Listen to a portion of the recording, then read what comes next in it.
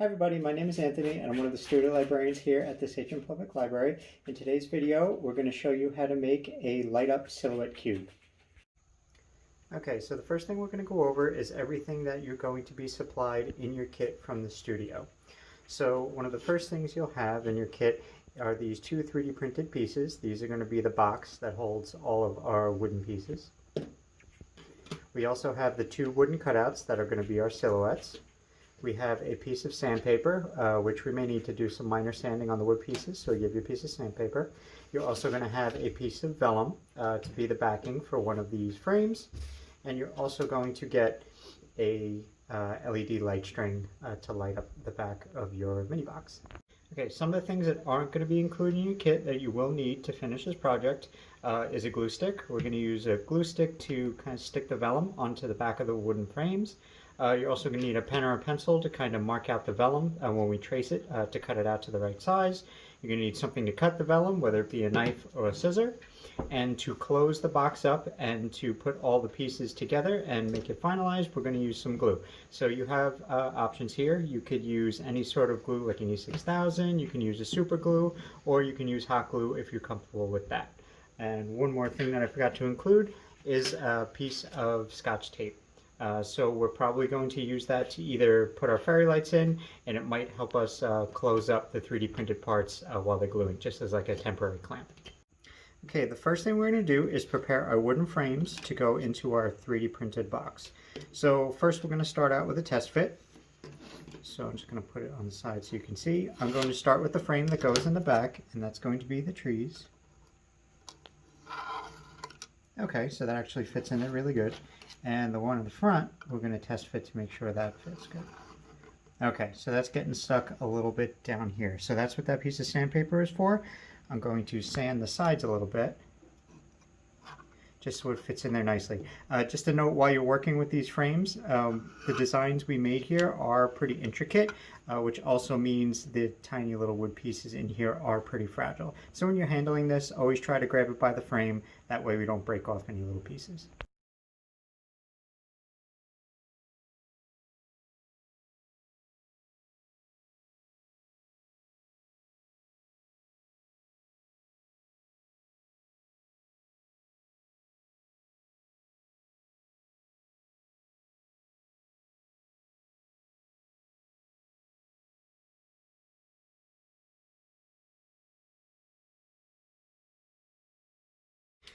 Okay, so now we're going to take our back frame, which is the tree cutouts, and we're going to place it over the vellum that we supplied. It'll give you a lot of extra, so you don't have to worry if you make any mistakes. And we're going to trace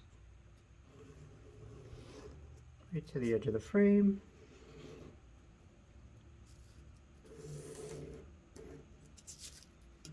Okay, now my pen didn't go all the way through, but I'm still able to see the markings. So I'm going to go cut that out, and then we're going to glue it on the back. Just as a quick note before we go ahead and put the vellum on the back, if you want to decorate this at all, now would be the time to do it. If you want to paint it, put glitter on it, or anything like that, the only thing I'm going to recommend is if you glitter or paint, whatever you put on it, try to keep it away from the very edges so it doesn't interfere with the fit into the box. I would really only keep it on the trees. And same with this, if you're going to paint this frame, I would paint the sleigh and the horse and try to stay away from the actual frame itself. Okay, now we're going to take the back of our frame and our newly cut vellum, and we're going to put some glue on the back of this frame to stick down. In this case, I'm going to use a glue stick. If you have one of these at home, this is what I recommend, but you can use something like a white glue or anything like that. It's just going to be, have to be a little more careful, or it'll be a lot messier. Don't be afraid to put a bit of glue on the edges. Once it dries, you won't see it.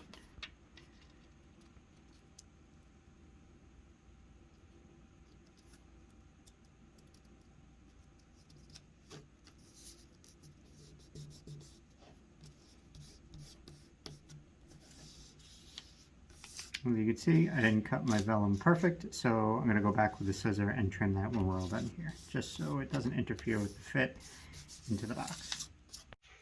Alright, so now we have our back frame that has vellum on it, dried, and if you decorate it, now it's all decorated.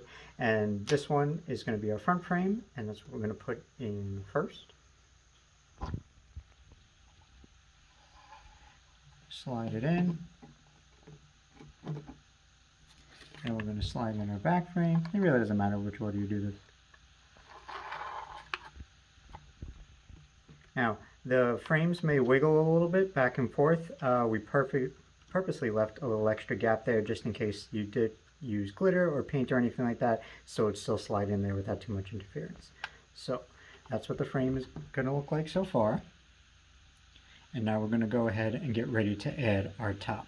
And just as an example, we'll do a loose fit right now. So this piece, this is our frame, top of our frame, and it's just going to pop right over here. Okay, you may have to just wiggle it around a little bit just to get it to fit in there.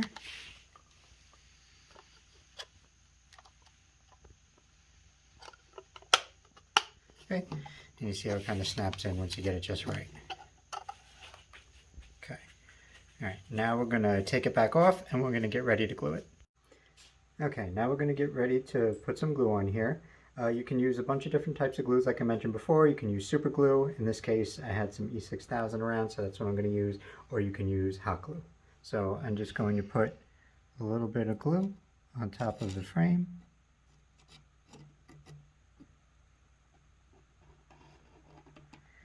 And I'm going to put a little bit of glue on top of the white.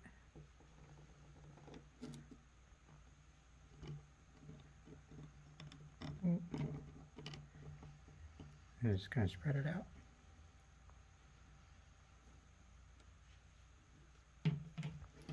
Okay, once I have the glue on there, I'm going to very carefully kind of line this back up.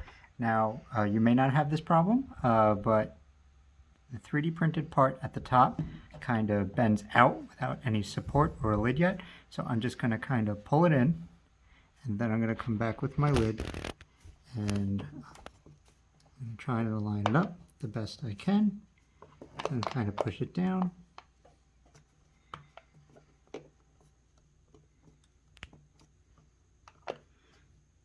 Okay.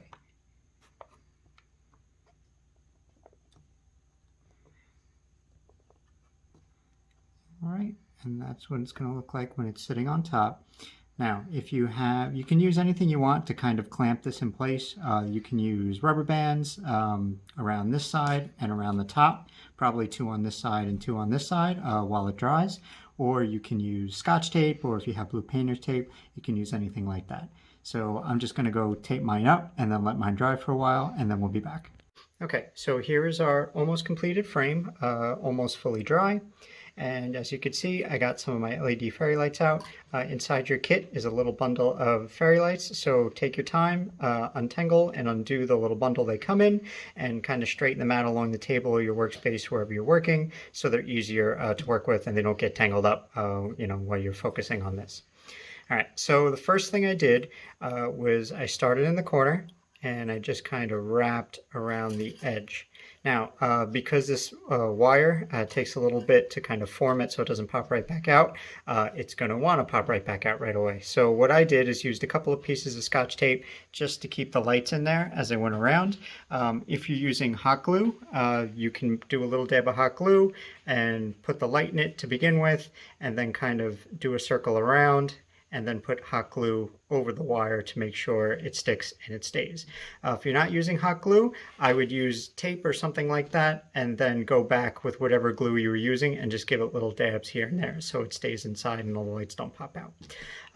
So once we have, maybe a row or 2 around the corner, around the edges, not too many, we're actually going to go up and down in the middle, and as you can see, the wire still wants to pop back out. So take your time forming the wire, gluing it, sticking it down, whatever you have to do to get it to stick. The only area I would recommend not using a tape or a glue is directly on the vellum, because that will actually affect how much light gets through the vellum. So you want that kind of frosted glass look, and if you go too crazy with glue and tape and it gets on the vellum, the lights won't really show through in those areas, and you'll kind of see blotches from the other side.